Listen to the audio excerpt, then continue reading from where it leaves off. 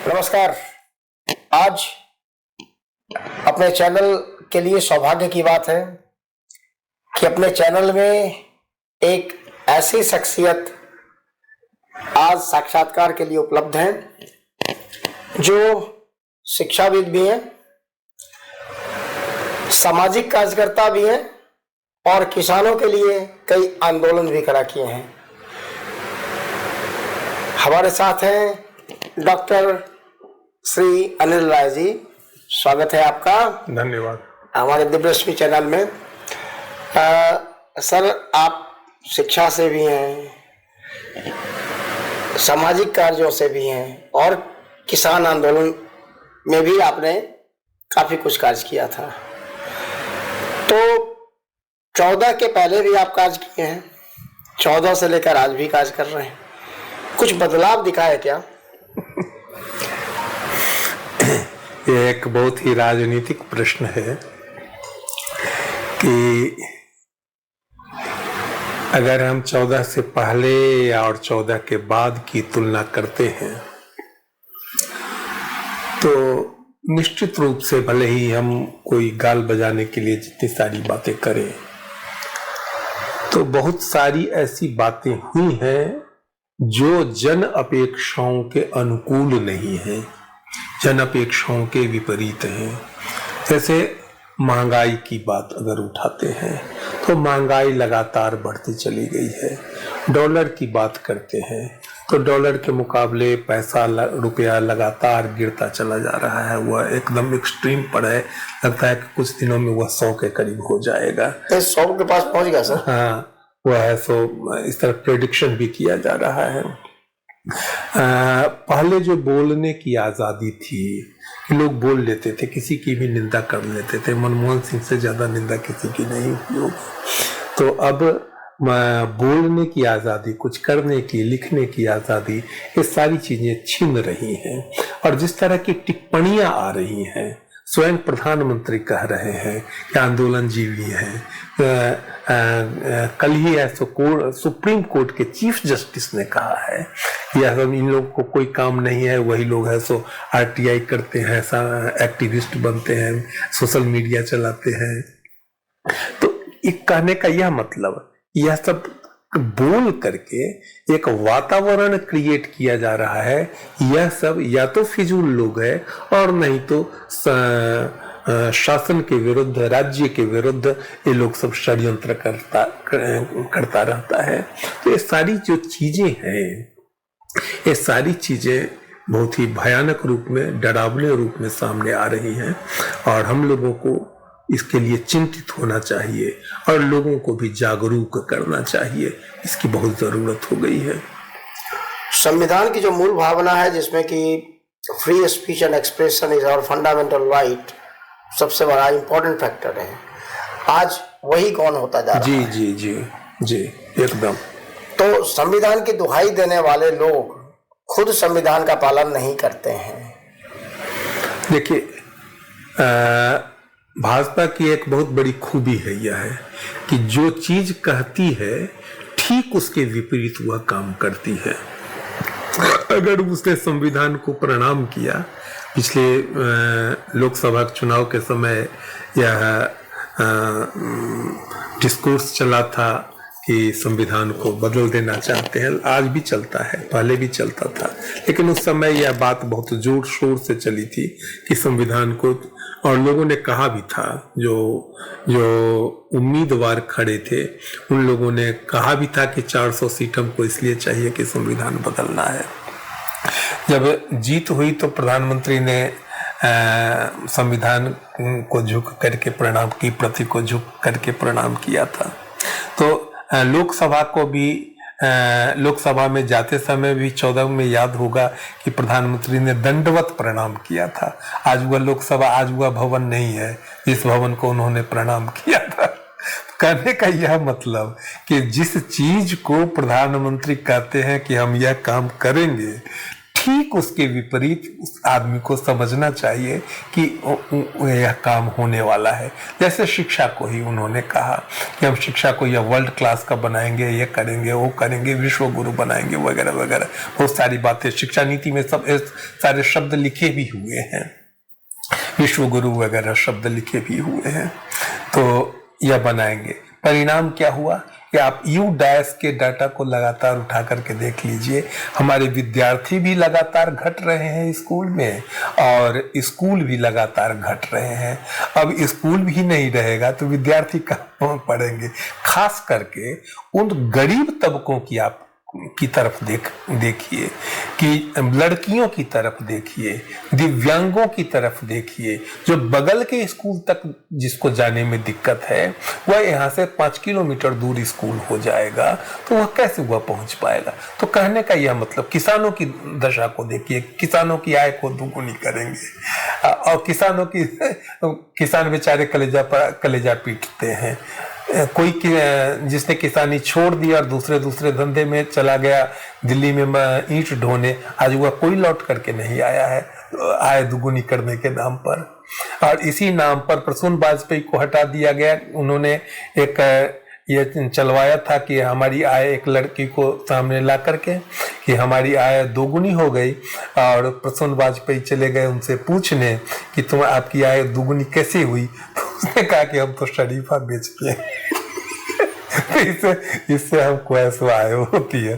तो कहने का यह मतलब कि सारी चीजें जो कहते हैं ठीक उसके विपरीत वह कार्य होता है। और सब कुछ सारी दृष्टियों से हम देखें, सब कुछ रसातल की तरफ चला जा रहा है। सर, पहले राजनीति जमीन पे होती थी और आज प्रोपेगेंडा से होती है। एकदम। राजीव गांधी के समय में राजीव गांधी खुद जमीन पर उतर कर कार्य करते थे। आपने देखा होगा, आप तो इंदिरा जी और राजीव जी को तो नजदीक से देखे। एकदम। तो उनके काल में और वर्तमान काल में राजनीति में कैसा फर्क दिख रहा है आपको? देखिए, इंदिरा गांधी राजीव गांधी के राजनीति में आने का तो की एक परिस्थिति ही दूसरी थी। इंदिरा गांधी उसने संघर्ष करके अपने को स्थापित किया था। इंदिरा गांधी की याद करते हुए इंदिरा गांधी पर बहुत आरोप लगाए जाते हैं, लेकिन उन परिस्थितियों को आप देखिए कि उनकी अपनी पार्टी टूट गई थी और वे अल्पमत में चली गई थी। दूसरी पार्टी के सहयोग से वे सरकार चला रही थी। उस समय भी उन्होंने प्रीवी पर्स को खत्म किया था, बैंक का नेशनलाइजेशन किया था, कोयला खदानों का नेशनलाइजेशन किया था। जबकि उस समय बांग्लादेश को परास्त किया था। उसके पहले है सो चीन से एक लड़ाई हुई थी जिसमें चीन को उसने हराया था। 6-7 दिन की लड़ाई हुई थी जिसमें चीन को उन्होंने हराया था। तो कई सारी ऐसी परिस्थितियां, अकाल पड़ गया था, बांग्लादेश के शरणार्थी यहाँ पर चले आए थे, ब्लैक मार्केटिंग बहुत ज्यादा बढ़ गया था। तो ये सारी चीजें बहुत विपरीत परिस्थितियों से संघर्ष करते हुए और इमरजेंसी की तरफ चले जाएंगे तब तो बात दूसरी दिशा में चली जाएगी। तो बहुत सारी परिस्थितियों से ये करके, इसके बावजूद आप देखेंगे कि जब इंदिरा गांधी हार गई थी जिस चुनाव में, उस चुनाव में उत्तर भारत में उनको भले ही कम वोट मिले थे, लेकिन दक्षिण भारत में उनको कम वोट नहीं मिले थे। अर्थात लोगों के ज़हन में इंदिरा के प्रति आदर तब भी था, या जो आज विज्ञान के युग में यह देश प्रवेश किया है उसका सारा श्रेय राजीव गांधी के पास जाता है। हमारे आपके पास भी मोबाइल फोन है, या सब्जी बेचने वाले के पास भी मोबाइल फोन है, इसकी शुरुआत राजीव गांधी के समय से ही हुई थी। या छोटे कार की बात कीजिए तो छोटे कार भी राजीव गांधी की ही देन, उसी समय मारुति। हाँ, संजय गांधी ने उसकी शुरुआत की थी और वही हाल तक अभी भी वह अल्टो है, सो अभी भी सबसे सस्ती गाड़ी है। तो भले उसका मॉडल बदल गया है मारुति का, मारुति 800 का। तो ये सारी चीजें जो शिक्षा नीति है, जो RTI है, या बहुत सारे अधिकार हैं, पंचायती राज है, हाँ पंचायती राज उनकी बहुत बड़ी देन थी। तो ये सारी जो चीजें थी कि जनता तक पहुंचने, जनता तक अधिकार पहुंचाने की ये कोशिशें थी। RTI मामूली चीज नहीं है, RTI मामूली चीज नहीं है कि एक गरीब का बच्चा भी जो सैकड़ों हजारों सालों से अब तक स्कूल नहीं जा सका था, उसको भी स्कूल खींच करके लाएगा, उसको भी पढ़ाया जाएगा। यह राज्य यह दायित्व यह लेता है, इसके पहले कभी नहीं हुआ था। तो ये एक बहुत सारी उपलब्धियां हुई थी। आज जो स्थिति यह है कि अब ये सारी चीज RTI को कमजोर किया गया, RTE को कमजोर किया गया है, लगातार कमजोर किया जा रहा है। या नई शिक्षा नीति में आप देखेंगे कि उसमें लिखा ही हुआ है कि सभी स्कूलों का वित्त पोषण संभव नहीं है, कि 5 से 10 किलोमीटर के दायरे में अच्छे स्कूल होंगे। एक शब्द उसमें लिखे हुए हैं कि 5 से 10 किलोमीटर में अच्छे स्कूल होंगे, और उस तर्ज पर स्कूल खुलने भी शुरू हो गए हैं। अब PM श्री के नाम से वह स्कूल खुल रहे हैं चारों तरफ, जो अब +2 तक रहेंगे, 1 to +2 तक रहेंगे। अब आंगनबाड़ी को आप देख लीजिए कि आंगनबाड़ी का अर्थ ही होता है कि बच्चा अपने घर से निकलेगा, छोटा सा बच्चा 3 साल का बच्चा अपने घर से निकलेगा और उसकी माँ है सो उसको गोद में लेकर के वहां पर डाल देगी। बड़ दिन हुआ वहां पर खेलेगा, कूदेगा, खाएगा, पढ़ेगा, कुछ सीखेगा। उन आंगनबाड़ियों को भी अब स्कूल में शिफ्ट किया जा रहा है। अब तो वहां पर बच्चों का पहुंचना नामुमकिन हो जाएगा, और धीरे धीरे इसके बाद ये डिस्कोर्स खड़ा हो जाएगा कि आंगनबाड़ियों में तो कोई अब पढ़ आता ही नहीं है, इसलिए इसकी अवधारणा ही है सो व्यर्थ है, इसको अब खत्म, यह बात ही खत्म हो जानी चाहिए। जहां सर इंदिरा जी ने सभी प्राइवेट सेक्टरों को सरकारी बनाया, बैंकों को सरकारीकरण किया, सबको यूनाइट किया, और जितने कष्ट से उन्होंने किया था उतनी ही आसानी से इस सरकार ने प्राइवेटाइजेशन किया, चाहे वो रेलवे हो, एयरपोर्ट हो, सारी चीजों का, बैंकों को। दो तो इसके मुख्य एजेंडे रहे हैं कि सरकारी संपत्तियों को बेच देना, का निजीकरण कर देना, और सबके लिए प्रोपेगेंडा करना। ये इस 2 आधार पर या 2 पैरों पर यह सरकार है सो चलती रही है। और इसीलिए आप देखते अब तो जमीनें भी लोग अपने मित्रों को देने की शुरुआत उन्होंने की। भागलपुर वाली जो कहानी है वह भी गजब की कहानी है। सरकार ने ली थी वह जमीन अपने उद्योग के लिए, तो अदानी को देने के लिए सरकार ने जमीन नहीं खरीदी थी, और वह है सो मुफ्त में अदानी को है सो दे दी गई है। किसके दबाव में दे दी गई है? या नीतीश, मैं समझता हूं आप भी इस बात को समझते होंगे कि नीतीश ने वह जमीन नहीं दी है, वह प्रधानमंत्री ने, बिहार सरकार ने वह जमीन खरीदी थी। नीतीश ने वह जमीन नहीं दी है, वह प्रधानमंत्री के दबाव में आकर के वह जमीन भागलपुर वाली अदानी को दे दी गई है, जब जिसमें लाखों पेड़ लगे हुए। 3 लाख पेड़ की चिट्ठी तो मैंने डीएम की मैंने देखी है। 10 लाख पेड़ जो कहे जाते हैं, तो 3 लाख कुछ हजार पेड़ की चिट्ठी तो मैंने डीएम की देखी है। और वो सबको नष्ट कर दिया, सब कुछ को नष्ट कर, और केवल वही जमीन थोड़े है, इसमें तो बिहार में ही सारे स्टेट्स के बारे में मैं नहीं जानता हूं, लेकिन बिहार में कई जगहों के बारे में मैं जानता हूं कि वहां पर जमीन समस्तीपुर में, मुजफ्फरपुर में, भागलपुर में, दूसरी जगहों पर, कई जगहों पर जमीनें इस तरह है। सो केवल एक कोई अदानी को दी गई है। इसके लिए तो कोई सरकार नहीं है, कोई कानून नहीं है, कोई कानून नहीं। कहीं या इस तरह का कानून आपने देखा है या संविधान में कहीं लिखा हुआ है कि किसानों की संपत्ति छीन करके सरकार खरीदे हुआ और मुफ्त में दे दे किसी व्यक्ति को, किसी उद्योगपति को दे दे? तो सर ये तो पहले भी हो चुका है ना। लखनऊ का एयरपोर्ट उसका सबसे बड़ा एग्जाम्पल है। 50,000 करोड़ लगाकर सरकार ने बनाया था उसे, और 5,000 करोड़ में अडानी को दे दिया गया।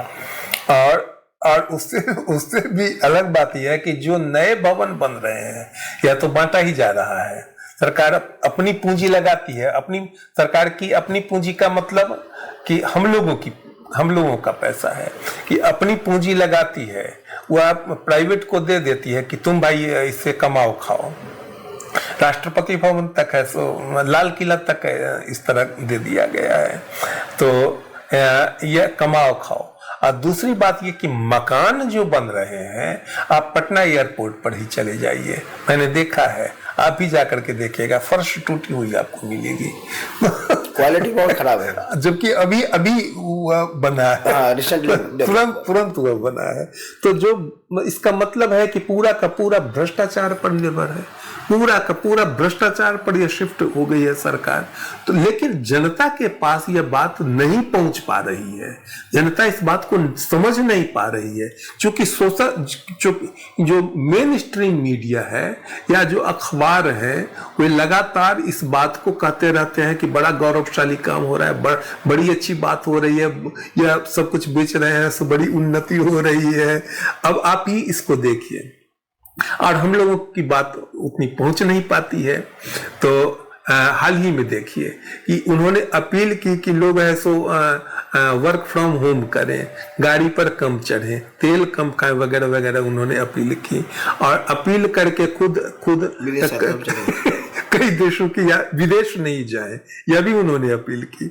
और इसके बाद कल होकर के हवाई जहाज पर चढ़े और उड़ गए कई देशों की यात्रा पर। तो यह सब कहने जो सरकार कह रही है, ठीक उसका उल्टा इस बात को लोगों तक पहुंचाने की जरूरत है कि इस व्यवस्था में, इस सरकार की व्यवस्था में तुम सब लोग तंग तबाह हो रहे हो, तुम्हारे पास नौकरी नहीं है, तुम्हारे पास काम नहीं है, तुम्हारे पास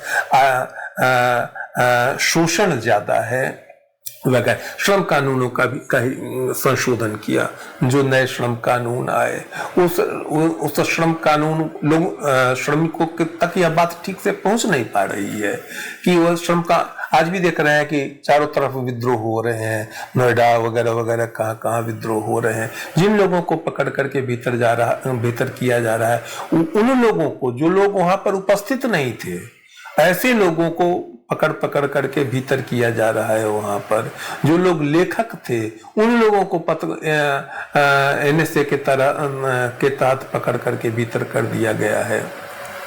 तो अजीब स्थिति है। इस स्थिति लोगों के पास यह बात जानी चाहिए। हम लोगों का यह कर्तव्य होता है कि जितने लोगों तक ही हो, बात इसी तरह बनती भी है कि सत्य को हम पहुंचाने की कोशिश करें। सर, इसमें तो कहिए तो 3 लोगों का सबसे बड़ा रोल है।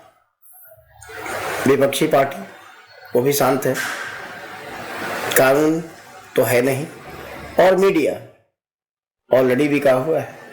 जी, एकदम। यह सरकार जो कर रही है, मीडिया का यह काम हमेशा से, शुरुआत से ही, आज़ादी के पहले से ही, जब से यहाँ पर मीडिया की शुरुआत हुई, हमेशा से मीडिया का यह प्रमुख कर्तव्य सत्ता की आंखों में उंगली डालने का रहा है। यही काम मीडिया का रहा ही है। आज मीडिया का जो मेन स्ट्रीम मीडिया, थोड़ी सी बहुत बात हो जा रही है आप लोगों के चलते, नहीं तो यह बात भी नहीं हो पाती कि मेन स्ट्रीम मीडिया तो चरण चुम्बन करने पर लगी हुई है, इसलिए वह सत्य को पहुंचने भी नहीं देती है और सत्य को इस तरह तोड़ मरोड़ करके प्रस्तुत करती है जो लगता है कि उसी के पक्ष में है। सो वह बात है जो उसके घोर विरोध की बात होनी चाहिए, उसको भी तोड़ मरोड़ करके इस तरह है सो वो प्रस्तुत करती है, कहती है कि यह नजरिया है। उसको कानून की आप स्थिति यह देख ही रहे हैं कि कल ही परसों की बात है कि एक वकील गया सुप्रीम कोर्ट में, कहा कि हमको सीनियर वकील नहीं बनाया जा रहा है। तो उसने कहा, चीफ जस्टिस ने कहा कि चीफ जस्टिस की यह टिप्पणी है, मामूली बात नहीं है। चीफ जस्टिस की यह टिप्पणी है कि मीडिया के बारे में उन्होंने कहा, एक्टिविस्ट के बारे में कहा, RTI एक्टिविस्ट के बारे में कहा कि इन लोगों को कोई काम नहीं है, बेरोजगारी है, इसीलिए सरकार की खिलाफत करते घूमते हैं। तो यह सब वातावरण बना, यह सब जो बोल रहा है, तो आज बहुत मामूली बात नहीं है। इस सब के बहुत गहरे प्रभाव पड़ते हैं। इससे वातावरण का निर्माण होता है और धीरे धीरे जनता के मन में यह भाव पहुंचता है, यह सब राष्ट्रद्रोही के रूप में काम कर रहा है। जबकि हम लोगों का काम सरकार को और मजबूत बनाने का है, उसकी आंखों में उंगली डालने का काम या करना ही चाहिए। मीडिया का दायित्व होता है, या एक्टिविस्ट्स का दायित्व होता है कि यहाँ पर कमी है, यहाँ पर कमी है, यहाँ पर कमी है। विपक्ष की स्थिति यह है कि विपक्ष को तो पकड़ करके, ऐसा कभी हुआ था कि विपक्ष को है सो विपक्ष के नेता प्रतिपक्ष को है सो बाहर कर दिया जाए और उस पर इतने दिनों का मुकदमा चलाया जाए जितने दिनों के बाद वह फिर सजा दी जाए इतने दिनों की कि इसके बाद फिर से हुआ है सो नेता बनने लायक नहीं रह सके, चुनाव लड़ने लायक नहीं रह सके। कभी आपने सुना कि पूरा का पूरा है सो विपक्ष एक बार है सो टर्मिनेट कर दिया जाता है, पूरा का पूरा विपक्ष को ऐसो कर दिया जाता है। विपक्ष आंदोलन भी तो नहीं कर रहा है। हाँ, लेकिन विपक्ष कर रहा है, अपनी ताकत भर कर रहा है। उसके सारे चुनाव के वक्त उसके खाते सील कर दिए गए थे। अपने भर वह कर रहा है, ऐसा नहीं कहेंगे कि वह एकदम नहीं कर रहा है, जितना वह कर सकता था। लेकिन अब इस सरकार के विरोध में जो करने लायक काम था, उतने भर से वह काम नहीं चल सकता है। केवल एक यात्रा निकाल देने भर से वह एक इवेंट के रूप में हो जा रहा है। लेकिन सर, यहाँ आज के दिन में चुनाव विपक्ष तो लड़ता नहीं है और न पक्ष लड़ती है। कलकत्ता उसका एक एग्जाम्पल है। जब इलेक्शन कमीशन जो न्यूट्रल बॉडी थी कभी, वो डायरेक्टली चुनाव में इन्वॉल्व हो जा रही है। इसको क्या कहेंगे, लोकतंत्र है? या हम आप क्या कहेंगे, या तो रिपोर्ट कहती है। वी डैम की रिपोर्ट है जो 2018 से ही बिहार को ऑटोक्रेसी की श्रेणी में इसको रखती है कि चुनावी ऑटोक्रेसी है, यह इलेक्ट्रोक्रेसी है।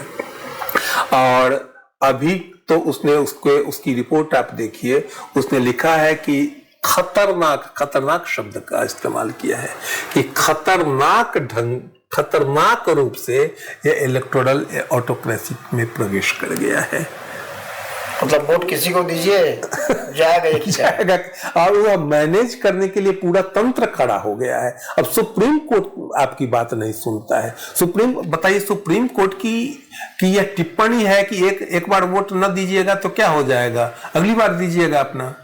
यह सुप्रीम कोर्ट ने कहा है ना, है? तो यह स्थिति जब इलेक्शन कमीशन आपकी जेब में घूम रहा है, जब प्रशासन आपकी जेब में घूम रहा है, जब न्यायालय इस तरह की टिप्पणी कर रहा है, अंतिम उम्मीद होती है वह कि जब न्यायालय इस तरह की टिप्पणी कर रहा है तो फिर इसके बाद क्या स्थिति रह जाती है। और जो लोग इसके खिलाफ अगर कुछ बोलते हैं तो सीबीआई, ईडी और इनकम टैक्स तैयारी एनएसए वगैरह लगता है उस पर। तो अजीब रेड होना बड़ा कॉमन बात है। तो अजीब ढंग का एक अराजक वातावरण है सो क्रिएट हो गया है। अब इस अराजक वातावरण का क्या हाल होगा, क्या परिणाम होगा, यह समय बताएगा। लेकिन इस बात के लिए बहुत सारे लोग चिंतित हैं कि इस तरह की स्थिति नहीं चलना चाहिए। एक आशा की किरण यह है कि इस देश में इतनी भिन्नता है कि आप एक हेंगा कहते हैं हम लोगों के इधर होता है, खेत में ढेला फोड़ने के लिए जो चलाया जाता है, कि एक हेंगा से आप पूरे देश को का ढेला नहीं फोड़ सकते हैं। कि सबकी अलग अलग संस्कृति, सबकी अलग अलग मान्यताएं, सबकी अलग अलग ये बात हैं। तो इस देश की भिन्नता ही इस देश की रक्षा कर पाएगी। अदरवाइज उसने पूरा इंतजाम कर लिया है कि हम अनंत काल तक ऐसे बैठे रहें। अगर यही इसी तरह चुनावी प्रोसेस होता रहा तो कहने का यह मतलब कि एक टोटल रिफॉर्म की एक आवश्यकता है, की जरूरत है। और नहीं तो आप इस सरकार को चुनावी तरीके से हटा सकने में असमर्थ होंगे। लेकिन फिर मैं एक चेतावनी देता हूं कि हम आपके अड़ोस पड़ोस के देशों में लगातार आंदोलन हो रहे हैं, लेकिन उन आंदोलनों का कोई सकारात्मक नतीजा निकला हो, इस तरह की बात नहीं दिखाई पड़ती है। कि वह आंदोलन एक समझदार राजनीतिक नेतृत्व में हुआ होना चाहिए।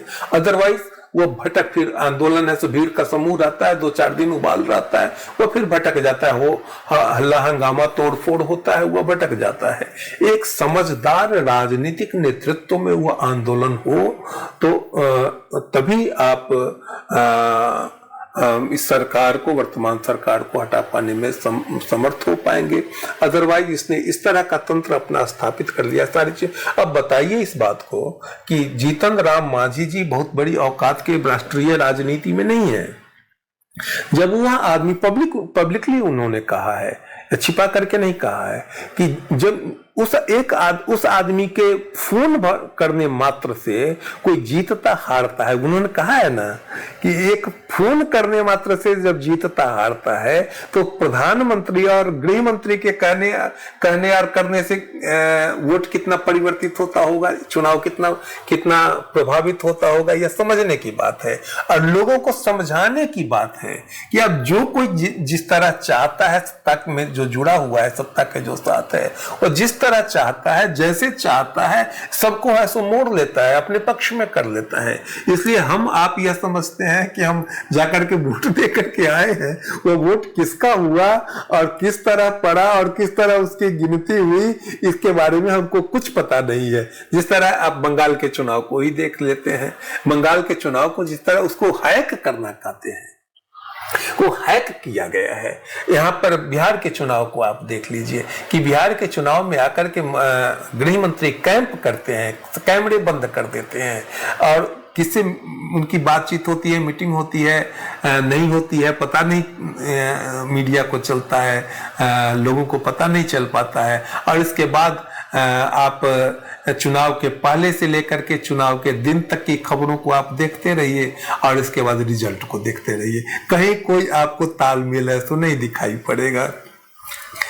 सर, ये सरकार जब बनी थी तो एक बहुत बड़ा आइडियोलॉजी था हिंदुत्व, हिंदू राष्ट्र का निर्माण, हिंदू धर्म की स्थापना, ये सारे चीजें चल रही थी। और सरकार बनने के बाद हिंदुत्व भी गायब, धर्म भी गायब, जितने भी हमारे प्रतिष्ठित मंदिर थे, तीर्थ स्थल थे, वो आज पर्यटन का दर्जा बना दिए गए, पर्यटन के लिए बना दिए गए। तो इससे तो धर्म भी लॉस हो गया। जी, बहुत अच्छा आपने प्रश्न किया है कि यह सरकार हिंदू मुस्लिम के नाम पर ऐसा चल रही है, हिंदू अल्पसंख्यक के नाम पर चल रही है, यही ये काम करती है। और लोगों के, हिंदुओं के जो बहुसंख्यक हैं, स्वभावतः सेंटिमेंट बढ़ाती है, ये वो सेंटिमेंट को बढ़ाती है। तो पहली बात यह कहनी है कि यह देश हिंदू राष्ट्र हमेशा से रहा है। ऐसा नहीं है कि ऐसा मुस्लिम 2014 के बाद से ही हुआ है, उसके पहले मुस्लिम राष्ट्र था, ऐसा नहीं है। हम स्कूलों में जो प्रार्थना करते हैं तो कहीं भी मुस्लिमों की प्रार्थना नहीं होती थी, हम नहीं जानते हैं। हम हमेशा हाथ जोड़ करके सरस्वती वंदना, यही तरीका ही था कि हाथ जोड़ करके खड़े होते थे और हम लोग वह प्रार्थना करते थे, या तो राष्ट्रगान गाते थे, या कोई देवी देवता की प्रार्थना करते थे, या ईश्वर अल्लाह तेरो नाम, यही सब होता था। मतलब वो हिंदू रीति से होता था, जो तरीके और सब सारी जगहों पर, मतलब कहने का यह मतलब कि यह राष्ट्र, हिंदू राष्ट्र, जितनी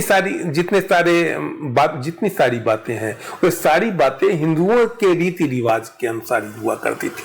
तो यह नहीं है कि 14 के बाद से ही इन्होंने हिंदू राष्ट्र बनाना शुरू किया, इसके पहले यह ईसाई राष्ट्र था, या उसके पहले मुस्लिम राष्ट्र था, या कुछ और दूसरा था, ऐसा कुछ नहीं है। दूसरी बात यह है कि इन्होंने धर्म को बेतरह हानि पहुंचाई है। यह बात भी लोगों को तक पहुंचने की और पहुंचाने की जरूरत है। बेतरह हानि पहुंचाई है कि आप जिस हनुमान को आप देखते हैं, जो हमारे हनुमान पूज्य हैं, हर एक संकट में जिनको हम याद करते हैं। आज लोग गाड़ी पर जिस हनुमान को लगाते हैं, उस हनुमान को कभी आपने देखा था? कितना वो राक्षस की तरह वो हनुमान लगते हैं कि वो राक्षस की तरह उसका चेहरा बना दिया गया है, एक कुरूप, एक विकृत। तो वह केवल वह चेहरा नहीं विकृत हो रहा है, वह मतलब है कि वह संस्कृति हमारी विकृत हो रही है। कभी हमने हमेशा बचपन से ही जिस राम की हमने पूजा की थी, वह हमारे राम थे, करुणा निधान राम थे। जो राम सीता बैठे हुए रहते थे, लक्ष्मण भरत उनकी अगल बगल में रहते थे, हनुमान उनके चरणों में बैठे हुए रहते थे, ऐसे राम हमारे आराध्य हुआ करते थे। ऐसे क्रुद्ध राम हमारे आराध्य नहीं हुआ करते थे। आज जो राम है वो क्रुद्ध राम है। ऐसा भारतीय संस्कृति में या भारतीय धार्मिक परंपरा में कोई भी देवी देवता इस तरह का एकदम क्रुद्ध और आवेशित और एकदम एग्रेसिव मूड में है सो कहीं नहीं दिखाई पड़ता। अब तक की परंपरा नहीं रही है सर। तो ये सारी चीजों को इन्होंने, अच्छा, धर्म स्थलों को क्या किया, तीर्थ स्थानों को क्या किया, वे हमारी आस्था के केंद्र थे। आप बनारस को ही देख लीजिए, बनारस में एक मंदिर को बनाने में हजारों मंदिर बीच में तोड़े गए, हजारों देवालय तोड़े गए, उनकी कोई चर्चा नहीं हुई। वहां के लोग कहते हैं कि घर घर में वहां पर मंदिर था, उसको नष्ट किया गया। क्यों नष्ट किया गया? क्योंकि पूंजीपतियों को वहां पर जगह मिल सके, और अब वह स्थान आस्था से अधिक, धर्म से अधिक अब घूमने फिरने की वह जगह हो जाए, पर्यटन का स्थल हो जाए। तो इसके लिए उन्होंने यह काम किया। तो इस तरह धर्म को कई दृष्टिकोणों से, कई आयामों में इस पार्टी ने विकृत करने का काम किया, तोड़ने का काम किया है, और एक विकृत धर्म को लेकर के विकसित कर रहे हैं। एक और चीज है सर, इन लोगों ने कहा कि कांग्रेस हिंदू द्रोही थी, धर्मद्रोही थी। चलिए, अगर हम इनकी बातों को मानते हैं तो कांग्रेस के समय में भारत बीफ एक्सपोर्ट में अंतिम पायदान पे था और आज नंबर 1 पे है। यह पहले ही कहा है कि जो कहते हैं इसका ठीक ये उल्टा करते हैं। और वह भी जो बीफ एक्सपोर्ट के बारे में कहा जाता है कि वह भी ज्यादातर जो बड़े बड़े निर्यातक हैं वे भाजपा से ही किसी न किसी तरह एसोसिएटेड हैं, किसी तरह जुड़े हुए हैं। तो यह काम तो वे कर ही रहे हैं। जहानाबाद से मुझे एक खबर मिली कि वहाँ अब लोग बछड़ों को छोड़ देते हैं, क्योंकि अब बैल से खेती नहीं होती है, तो बछड़ों को छोड़ देते हैं। उसी तरह को सयाना हुआ, दूध पीना जब बंद किया तो उसको उसी तरह छोड़ देते हैं। तो कुछ लड़के उन बछड़ों को, और बछड़े जब छोटे रहते हैं तो एक जगह बैठते हैं, 8-10 बछड़ों को आप देखेंगे कि एक जगह बैठे रहते हैं। वह स्थान सब लड़के चिन्हित किए हुए रहते हैं कि कहाँ कहाँ बछड़े बैठते हैं, और वहां से ट्रक को मंगवाते हैं, उससे पैसा लेते हैं और उन बछड़ों को यहाँ से देते हैं, और बता देते हैं कि यूपी में अमुक जगह तुमको रुकेगा, वहां पर कह देना कि अमुक जगह से आ रहे हैं, वहां पर ऐसे इतना दे देना। इस तरह माने यह सब पूरा माने एक सिस्टम जिस बीफ का कहते हैं, यह आप पहले नहीं देखे होंगे कभी। इस तरह का निर्यात वो खरीद करके ले जाते थे, और एक सिस्टम अब नीचे से गांव से लेकर के ऊपर तक है, सो विदेशों तक एक सिस्टम अब तैयार कर दिया गया है बीफ के निर्यात का। वो सारे के सारे आप देखेंगे कि वे सारे के सारे उसी पार्टी के आदमी होते हैं। तो तब धर्मद्रोही कौन है सर, कांग्रेस या ये? अभी आप दर्शक ही समझ सकते हैं कि जो गायों को कटवा रहा है, जो बैलों को बछड़ों को कटवा रहा है, वह गाय बैलों का रक्षक है, या जो पहले गाय बैलों को इस तरह कटने के लिए नहीं छोड़ता था, नहीं बेचता था, हुआ है सो हुआ था। माने यह जनता को ही निर्णय कर लेना चाहिए इस बात को जान करके।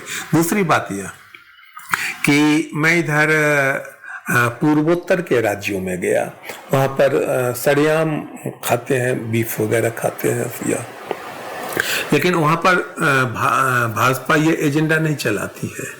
उसका यह एजेंडा नहीं होता है कि गाय का मांस नहीं होना चाहिए, बैल का मांस नहीं होना चाहिए वगैरह, एजेंडा नहीं चलाती है।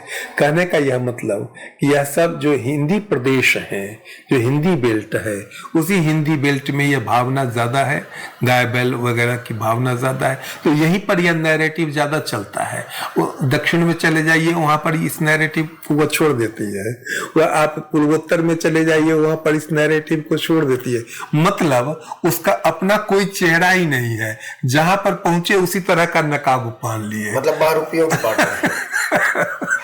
अभी यहाँ बंगाल चुनाव में देखे कि कई शाकाहारी मंत्री लोग शाकाहारी मछली खाए थे। हाँ एकदम एकदम, वो तो फोटो आया था क्या अड़ुआ मछली शाकाहारी थी कि बंगाल की मछली शाकाहारी हो जाती है और बिहार यूपी में आकर के वह मांसाहारी मछली हो जाती है। जी बहुत बहुत आभार आपका, आपने अपना कीमती समय दिया। धन्यवाद। और दर्शकों से निवेदन है, अगर आपको और भी किसी चीज पे चर्चा की इच्छा हो तो कमेंट में लिखें, सर के साथ हम फिर चर्चा करने के लिए उपलब्ध हो जाएंगे। बहुत बहुत आभार आप सभी का, आपने देखा।